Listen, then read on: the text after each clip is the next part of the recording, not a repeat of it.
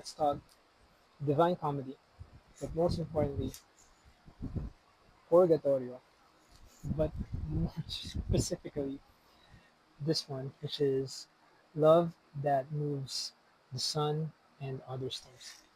I, for the past few months, probably 3 months or 4 months, I've been reading the Divine Comedy one by one. So I started with Inferno, of course, Hell, and then I bought this version so that it would fit the other two versions that I had. So this is Purgatorio and Paradiso, which I just finished a couple of days ago. And there's a reason why I decided to talk to about this film, or what I'm trying to say is about this particular book again. Why did I say film? But the reason behind it is I was cleaning my shelves and I didn't realize that I bought this particular Penguin Classics, which is a curation of some of the poems that are part of Paradiso. Because to be honest, Paradiso is one of the hardest things that I've had to read because of how much you would like to make sense out of the journey that you've had with both Inferno and Purgatorio. So I really struggled reading these books. I am honest about it. This is probably the hardest three books that I've had to read back to back to back. But when I found this by happenstance, not knowing that I bought this particular Penguin Classics, I decided to read it once again. And for the first time, I decided to actually annotate on a particular book. I've never done that before. I really kept all of my books, no matter how old, whether they're secondhand, third hand, fourth hand, or my own book, like I bought first. I've never really had any notes on them, and instead just even keep them in plastic covers. I even put them in plastic covers. But this time around, I think there's a reason why I found this, and there's a reason why I had to read it once again.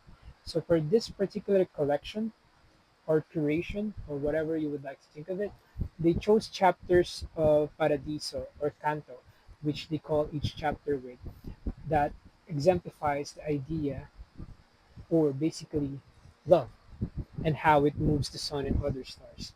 So I would like to somewhat discuss one of the things that really made me fall in love with this is because reading it once again, specifically chapters of it, gave me a better understanding of Divine Comedy as a whole. It is basically a journey of a man learning about all of his mistakes, whether mentioned or not, through different characters, different people, and different stages of hell until he eventually had to face it through rising above all of those mistakes or sins and seeing it all through in purgatorio, to eventually leaving the flesh and ascend into paradiso. And one of the things that I really love about this is that there are a couple of things here that I've actually decided to note about, and it's not as much as you would see online. I can't do that yet, but this is one of the first parts in here from Canto 3. The idea of caritas is part of those things that I am really believing in because of where I came from. So I'm an Augustinian teacher, so we believe in unitas, caritas, and veritas. So that's one of the beliefs that we have here as an Augustinian. And I really love that Saint Augustine is part of this. That's why I really can relate to it. So basically, caritas means charity, and one of the things that I really like after this is that it exemplifies how charity helps us to understand things. That the first thing that I've underlined in here is no more than what we have, nor thirst for more. So being able to have or harness the power of charity, it makes someone be able to be content. And such contentment can be seen in different ways or different lights depending on the context. But with the further discussions that we have here in these specific cantos in Paradiso, you will understand why it's important to be content. And specifically in this canto, I think it gives what love and what getting to paradise imply. One of my favorite things is that there's a particular part by the end of Canto 3. I underlined three different statements. One is my eyes pursued as far as eyesight can. And then the other one that I underlined here is to target a desire far greater still. And the last one is my eyes at first could not support the sight. The reason about this is because the character here, which is basically Dante, he's trying to see something. There's a pursuit to see where his sight can reach particular goals, meaning to say there is still a desire in his heart that is yet to be attained or reached. And he also had to deal with the fact that there are a lot of things that his eyes could not comprehend, which is a term that will be recurring in this particular story. And so I would hold on to that. That's why in Canto 10, I also underlined two things. This is no words of mine could make the image seen. This is one of the most beautiful translations I've read, implying of how beautiful the image that is in front of him, which is basically Beatrice, and for no eye ever went beyond the sun. I I wrote this is like my first time writing something as if for those two lines, as if to say that such sight is beyond our comprehension as human beings, that it's that beautiful. That no words, no line, no poetry could ever explain how amazing or beautiful that sight is. I think that's one of the most beautiful way to say that someone is beautiful. So I really love that part here. It's from Canto 11 stating what your desire or what you desire will be content, and that we're all grow fat that do not go astray. Meaning that once you really understand things, once you really understand what it means, your desires, whether those that you speak of are undisclosed, will find its peace, and that in that specific like space of contentment is where you will grow and you will not go astray. That was my interpretation of it. I just love that one.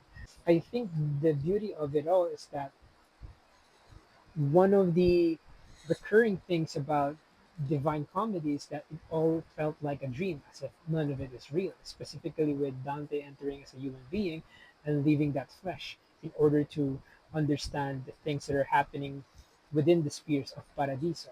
That's why in Canto 14, the line, among things seen that memory can't pursue, I've underlined it because it's something that will be mentioned again in latter cantos or latter poems as to how, again, it's beyond our understanding and that our memories could not really justify or give justice to what actually happens. But more to that. One of my favorite things about Paradiso is the usage of mathematical concepts, specifically geometry, to explain or somewhat put into metaphor what's happening. As someone who is taking his master's in teaching mathematics, we have a subject about history of math, and I'm also taking geometry currently. So to have this particular line here, where it says, "As sure as mortals know, in triangles, two angles aren't obtuse." It's impossible to have two obtuse angles in a triangle because a triangle is a polygon with three interior angles formed at their vertices, wherein the sum of those interior angles should be 180. So if you have two obtuse angles, that gives it more than 180 already. So that's not a triangle anymore. So being able to understand that, it somewhat states that you are someone that understands the definitions of things, or you could logically explain things as to why things would not be real or things would not make sense. Because in geometry there are three undefined terms, which is points, lines, and planes. And triangles is a product of these undefined terms because triangle is a defined term. So we can define a triangle thanks to these undefined terms. And being able to understand those things is what exemplifies a thinking being. That's why you'll be able to understand what's going on. I think that's a beautiful way to say that if you are able to think accurately, or in a sense, you're making sense with the way you're thinking, then you will be able to understand it just like how you understand how triangles work, if that makes sense. And one of the key things in here is the usage of memory and also the word foresight, which is the ability to see through the future. And now I'm going back again here because there's a line here in Canto 17 that states, "My verses do not lose me all the less." So the combination of those things is that being able to see the future helps in somewhat being able to somewhat put whatever happens or whatever will happen through poetry, and that poetry helps us in keeping things in memory, no matter how difficult it is to put into words. Poetry is the closest thing that we have into reality, to how things work. I think that's a beautiful way to put that. And there is also a line here that only those souls whose fame is widely known. This is the key thing that I have. Actually, this is the most important line, definitely, in terms of me finally accepting how Divine Comedy works. Because if you've read the entire thing from Inferno to Paradiso, like those two specifically, Inferno and Purgatorio, you're going to deal with a lot of characters from our history, whether they are from the Bible or from empires or to those discourses in philosophy back in the old age. You're asking yourself, why are they introducing too much people?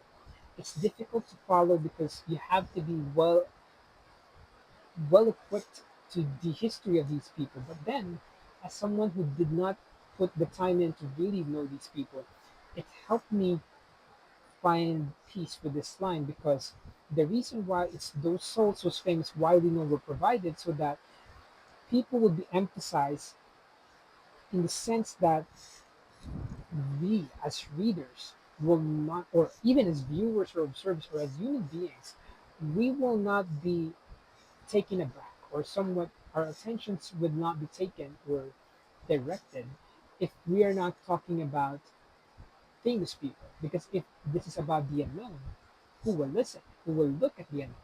Because who is that? What is that exactly? So using famous people as examples is a way to show how they get there, why they are there, and if they are deserving to be modeled.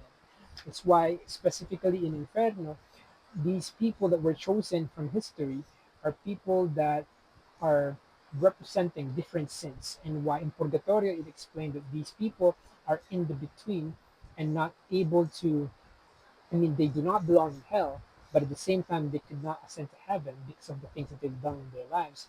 While in Paradiso, it explains why these people are in these particular spheres because of the decisions they've made, how they live their life, and why they are content to be there.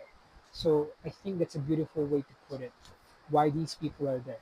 I mean, knowing these people will also give you, of course, an advantage of fully appreciating the poetry, but for me, I like it the way that I did it. And one of the things here that I really like too is I'm almost there. It's page 32 already, but there's a part here in Canto 27 where it states, "The body weighs you down."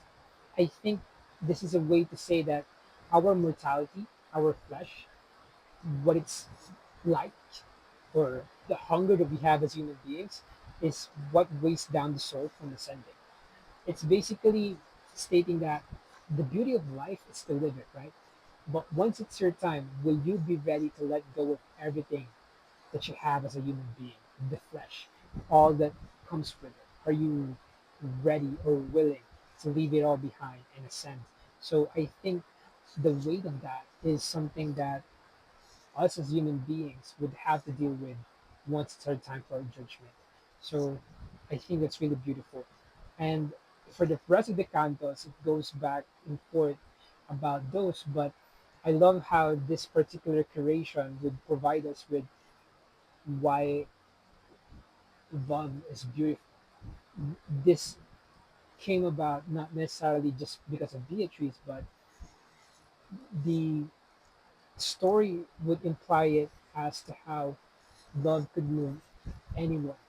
And here, there's a particular section here where it says, "If all that has till this been said of her, were now enclosed to form one word of praise. It would not, even so, fulfill my need.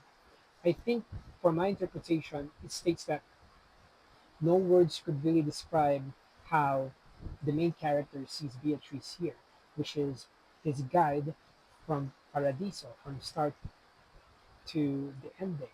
And there's also a particular section here in Canto 30 stating, as sunlight trembles in enfeebled eyes, calling to mind how sweet to me her smile was, itself deprives my mind of memory. And I have talked about the importance of the word memories, foresight, and how these things are beyond comprehension. I find this particular section of the poem as timeless, that a memory will never match how it actually looked. It's like a once in a lifetime moment. No words could ever capture it perfectly, how beautiful that particular part of your life is. And I think being able to write a poem about it is the closest that we have, as I've exemplified earlier. But beyond the image, beyond the memory, what really lasts is the feeling, which is love. And I think this is something that they will go back into here. And I'm saying I really put a note on that. Yeah. I'm still not like putting notes every single page.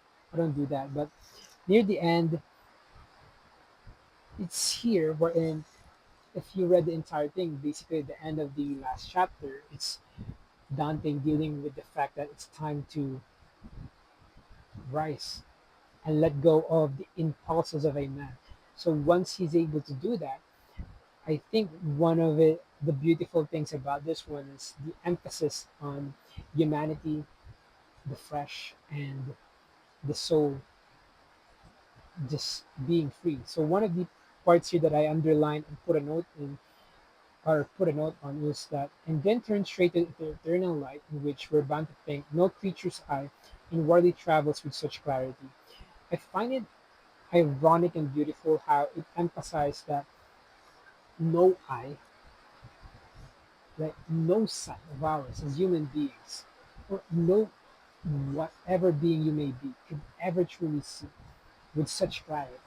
And clarity means you were able to see it, right? So I think it's ironic and it's same time beautiful that being able to see the eternal light is beyond words, that no human eye or creature eye could ever comprehend.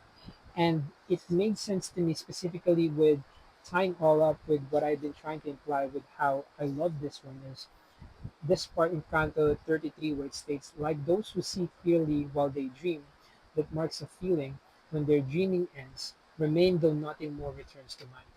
I interpreted it similar to what I've said earlier, that as if you're dreaming lucidly, that everything that you're doing is a dream, because you could remember everything, right? But then all of a sudden, when you wake up, you no longer remember all of those minute detail or all of those small details that you've done or went through. Instead of having that kind of recollection, the only thing you have is clarity, peace, or that particular feeling that you've had, thanks to all of those things that you have done in that particular dream. Like those memories will not return to you, but certain feelings stayed with you. That's my personal experiences with all of those things that I have had dreamed about. Like I could barely remember details of my dreams, no matter how much I write about it. But the feeling when I wake up, that's something that haunts me no matter where I go. Whether a positive feeling or a negative one, it's something that follows me. And I find it beautiful to do so. And lastly, the last page here from Canto 33, it's more about geometry again. They even stated here, as some geometer may fix his mind to find a circular area yet lack and cop the principle his thoughts require. Like basically geometer is a person who studies geometry. Like it's emphasizing here in this particular part of this poem is no matter how knowledgeable this guy or this person is, he still lacks things to fully comprehend what's going on. Because at the end of the day, specifically with this last section, all powers of high imagining here fail. So no matter how high you are in the hierarchy of things, in the flesh, I guess. It is still beyond our imagination or comprehension. But now my will and my desire return as wheels that move in equilibrium by love that moves the sun and other stars. So that's basically the title, and that's the last line or translation of the original work by Dante. And I actually, when I was reading this, I actually had to stop and just put this thing down. Had to really just compose myself because that's the last thing that I've read too. When I read Paradiso, and I was actually struggling to understand what it implied. I just followed what I was feeling at that time on how I comprehended it and interpreted it during that particular day of mine. But being able to sit through and actually write down things for the first time, I was able to actually focus on this line and try to make sense of it. Why is it the title of this particular creation or collection? I have here a slight interpretation of it stating as if to say that whatever it was bothering him, like I'm speaking of Dante here, his imperfections as a human being we were or are finally put to peace, thanks to God's love that works beyond our understanding. So basically, if you've read the entire thing, the last two chapters is him having his judgment, it's like the judgment day for Dante, and he's being tested. There's even a section or a particular part of the story where he was blinded for a moment for him to truly appreciate what he can see or what he can truly see beyond eyesight. And that in here, it implied that his will and desires were turned. I looked at it as if finally he got what he asked for, the fulfillment that he's been waiting for. And now he's content where he is or where he's at. And that now he understands why he got there and why that happened. And he was moved. He was embraced by a love that could move anything in the world. We know, or in our understanding as human beings, the sun is stationary and we revolve around it. And the galaxy moves. I know that it expands and all that, but the idea is that this particular love could move all of that. That's how high it could be, or that's how it's beyond our understanding. And I just find that really beautiful. That reading Divine Comedy, it's beyond my understanding also as a human being because of even though Dante is a human being, like all of us, during that time they didn't have a lot of distractions like we do. That's why they had all of those discourses, poems, exchange of ideas, and that's all of that. They were able to really think about things. But I think what we have is these pieces of literature to study, to appreciate and see through. And you could interpret the Divine Comedy in different ways, which I did in my own understanding. It's because I believe that it's meant to be interpreted in many ways. And that's what poetry is all about. That's what love is all about. It moves you, it pushes you, and it gives you what words could never truly express. It is difficult, but if we could live our lives to get this kind of love is something that we probably will be in pursuit of all of our lives. But I think reading Divine Comedy gave me the opportunity to look at my own mortality and just appreciate all of the things that I've gone through, all of the personal hells I've been through, and all of those liminal spaces that I've been in, somewhat dealing with this purgatory kind of vibe kind of thing. And then now I think I'm in it. I'm in this mountain and I'm just crawling my way up in hopes to reach paradise. And this particular selection provided me with more clarity, and I will never be able to fully express that. But I guess that's the beauty of it because it's a feeling.